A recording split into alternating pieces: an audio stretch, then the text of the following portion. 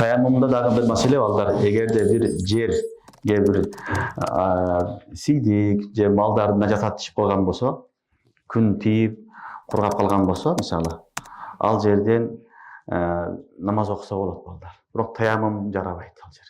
Таяммумга жарабайт. Себеби Кур'ан-ы Керимде "Фатаяммаму саидан тайyiba" деген. Таза топуракка таяммум кылгыла деген. Ал топурак эмнеге жарабайт? Таяммумга жарабайт, намаз окуса жарай берет. Эгер сен анык билесиң, ошол жерге зара кылды, сийди, башка болду, кургап калды, суу төгүлдү, башка болду, жуулду мисалы, анда сен эмне кыласың? Ал жерди намаз окусаң болот, бирок таяммум кылганга жарабайт. Түшүнүңөрбү? Таяммум кылыш үчүн таза жерди тандаш керек.